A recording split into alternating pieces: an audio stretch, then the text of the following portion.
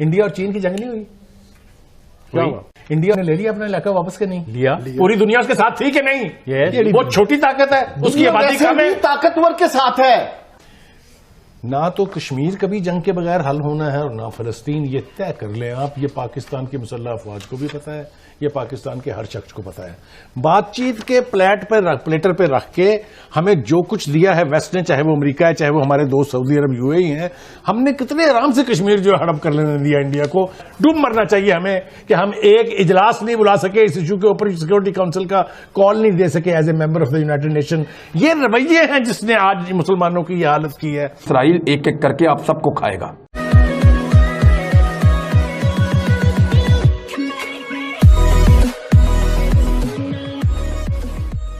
नमस्कार दोस्तों, अब यहाँ पर कहना सिर्फ और सिर्फ ये है कि चाहे कश्मीर हो, चाहे पैलेस्टाइन हो, फिलिस्तीन हो, जिसको जो भी कहे, वो लड़ाई के बगैर, युद्ध के बगैर यहाँ पर सॉल्यूशन उसका नहीं आने वाला है। मतलब यहाँ पर जो भाई साहब बैठे ना, उनका कहना ये है।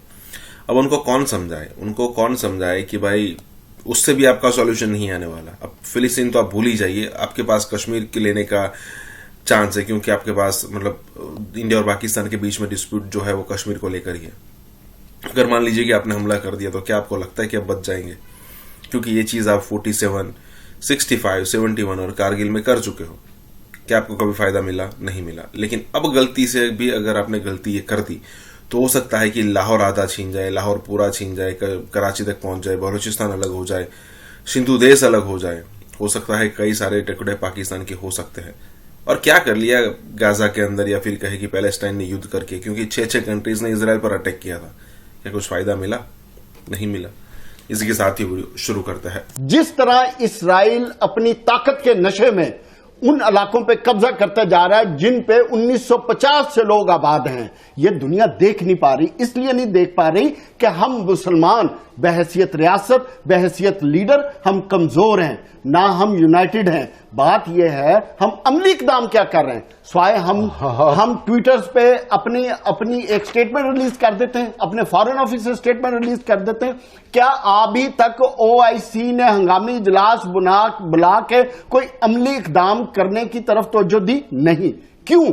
कि वेस्ट की तरफ से मुझे बता दें कि फलस्तीन के हक में आज तक कौन बोला है? सब के सब इसलिए कि वो सब गुलाम है। आप उनसे उम्मीद करेंगे? कल मैंने आपको रेफरेंस दिया था कि दुनिया की सबसे ताकतवर यूनाइटेड स्टेट्स, उसका स्पोक्स पर्सन क्या कह रहा है? वो इसको जस्टिफाई कर रहा है। बात यह है कि आपको ताकतवर होना पड़ेगा, बहैसियत मुसलमान आपको एक्शन लेना पड़ेगा, आपको अमली इक़दाम करना। अगर नेटो की फोर्स बन सकती है तो ओआईसी की फोर्स क्यों नहीं बन सकती है? जो कुछ मैं समझ पाया हूं, मेरे ख्याल से हमें जंगमंग की बात छोड़ देनी चाहिए। ठीक कह रहे हैं रशीद साहब। और यहाँ से ये मिलते हैं, ये जो हॉस्पिटल है उसके पास फूलों की दुकान है, वहां से गुलदस्ते लेने चाहिए और वफद बन के जाकर नेतन्याहू साहब की खिदमत में पेश करने चाहिए कि जो आपने किया बहुत अल्लाह किया और अल्लाह के फजल से इसको करते रहिए, जंग लड़ लें। अब आप मुझे बात कर लेने दीजिए प्लीज। ना तो कश्मीर कभी जंग के बगैर हल होना है और ना फलस्तीन। ये तय कर लें आप, ये पाकिस्तान की मुसल्लह अफवाज को भी पता है, ये पाकिस्तान के हर शख्स को पता है। बातचीत के प्लेटर पे रख के हमें जो कुछ दिया है वेस्ट ने, चाहे वो अमेरिका है, चाहे वो हमारे दोस्त सऊदी अरब यूएई हैं, हमने कितने आराम से कश्मीर जो हड़प कर लेने दिया इंडिया को, क्योंकि हम बातचीत कर रहे हैं उनसे। हमने बातचीत करनी है, ऐसी बातचीत और ऐसी अप्रोच पर। एक बात, आप जंग चाहते हैं? नहीं बाबा, ये जंग के अलावा मसले हल होने ही नहीं। आपने क्यों बनाया न्यूक्लियर प्रोग्राम? आपने क्यों इतनी बड़ी फौज रखी? मैं बिल्कुल जिम्मेदारी से कह रहा हूं। दुनिया को बर्बाद करना चाहते हैं आप? वो आप न्यूक्लियर, ओ यार यहाँ बैठ के हम दुनिया के मामे बन रहे हैं, मुसलमान मर रहे हैं, मुसलमान कत्ल हो रहे हैं, इसीलिए मर रहे हैं। हम दुनिया के मामे बन रहे हैं। आप मुल्क के अंदर आजादी देते हैं ना बाहर बात कर रहे हैं। मैंने आपकी बात में बोला, आप मुझे बात करने दें, मेरा आर्गुमेंट है, मेरा अपना मौक़िफ़ है। आप एटमी जंग की बात कर रहे हैं। मैं एटमी जंग से भी ऊपर जाने के लिए तैयार हूं अगर मुसलमानों की बचत हो सकती है तो। एक बात। दूसरी बात ये, मैं आपको मिसाल दे देता हूं, इंडिया और चीन की जंग नहीं हुई? क्या हुआ? इंडिया ने ले लिया अपना इलाका वापस के नहीं लिया? पूरी दुनिया उसके साथ थी कि नहीं? वो छोटी ताकत है, उसकी आबादी कम है, ताकतवर के साथ है। किसी कमजोर के साथ कोई नहीं खड़ा दिखाने होता। पड़ेंगे बातचीत से। किसी मुसलमान मुल्क का, किसी मुसलमान कौम का कोई मसला वेस्ट हल करने नहीं जा रहा। ये इसलिए मुझसे कि आप कमजोर आप हैं। लिखवा लें, आप कमजोर हैं, आपके अख्तियार उनके में कुछ इत्तेहाद नहीं है। स्ट्रांग है। आप मुसलमानों का अगर एक इत्तेहाद बना के तो देखें वसाइल कहाँ हैं, कुव्वत कहाँ है, अफरादी कुव्वत कहाँ है, फौजें कहाँ हैं, असला कहाँ है। डूब मरना चाहिए हमें कि हम एक इजलास नहीं बुला सके इस इशू के ऊपर, सिक्योरिटी काउंसिल का कॉल नहीं दे सके as a member of the United Nation. ये रवैये हैं जिसने आज मुसलमानों की ये हालत की है, और इन रवैयों को बरकरार रखने वाले लोगों से अल्लाह ताला इस मुल्क को पनाह दे दे तो ज्यादा बेहतर है। बड़ी मजे की बात है कि राहिल शरीफ साहब गालिबन उस फौज के सरबराह थे जो वहाँ की फौज थी, इन ममालिक की। हमारी फौज भी बहुत बड़ी फौज है और हम इस्लामी मुल्कों में से बड़ा अहम दर्जा रखते हैं। तो क्या वक्त नहीं आ गया कि हम संजीदगी के साथ सोचें कि हमें क्या करना है, और तुर्की के साथ मिलकर क्या कोई ऐसा रास्ता निकल सकते हैं? अब देखें ना, फ्रांस जैसे मुल्क इजराइल के अंदर होने वाले जुर्म को जब सपोर्ट कर रहे हैं तो हम लोगों को कुछ एक्टिविटी दिखानी चाहिए।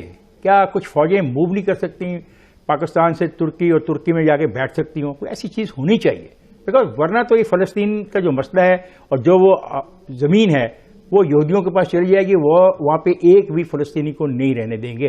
जी अंजम, देखो, ये जंग की बात करना तो मैं समझता हूं जहालत की बात करना है, पाकिस्तान दुश्मनी है। आपकी क्या हैसियत है कि आप कितने छोटे लोग हैं, कितने पसमानदा लोग हैं, और आपने इस मुल्क को कितना गलीज कर दिया है कि आप कत्ल करते हैं, आप आग लगाते हैं, और फिर आग लगाई, कत्ल किया, जिंदा जलाया लोगों को, लेकिन आपका फौजदारी निजाम, आपका अदालती निजाम वो भी नंगा हो गया कि नाकारा लोग हैं, ना किसी को सजा देते हैं, ना किसी का मुहासबा करते हैं। और आप कहते हैं कि दुनिया हम पे एफएटीएफ पे एतराजात करती है, ये करती है। दुनिया के सामने आपको छोटा बना दिया गया, बल्कि आप अंदर से छोटे थे, आप छोटे नजर आने लगे। और अगर मुसलमान मुल्क इस वक्त फैसला करते हैं कि वो इसराइल को सबक सिखाएं, तो आपको खतरा कहां से है? एक तो अमेरिका से है और एक खतरा आपको यूरोपीय यूनियन से है। लेकिन अगर आप चाइना और रशिया को कन्विंस करें तो अमेरिका और यूरोपीय यूनियन सुलह करवाने के लिए तो बीच में आएंगे, जंग के लिए नहीं आएंगे। जहां तक बात है भारत की कि वो इसराइल का साथ देगा या नहीं देगा, भारत कभी अरब मुल्कों के खिलाफ जाकर इसराइल का साथ नहीं देगा।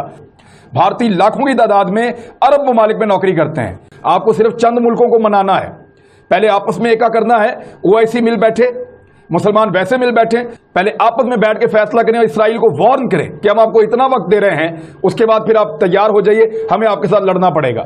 और उसके बाद बड़े मुल्कों को कायल करें, जिनके अंदर रशिया मौजूद है, जिनके अंदर चाइना मौजूद है, जिसके अंदर दीगर बहुत सारे मुल्क मौजूद हैं, और उनको कायल किया जा सकता है, क्योंकि अक़वाम मुत्तहिदा की सारी करारदादें इसराइल के खिलाफ है।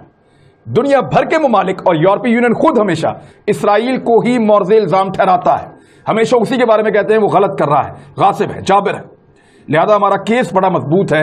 अगर मुसलमान मौके से फायदा उठाएं तो हमास तो खड़ा हो गया, हिजबुल्लाह भी खड़ा होने वाला है, ईरान साथ दे रहा है, तुर्की आगे बढ़ा है, सिर्फ अरबों का इंतजार है।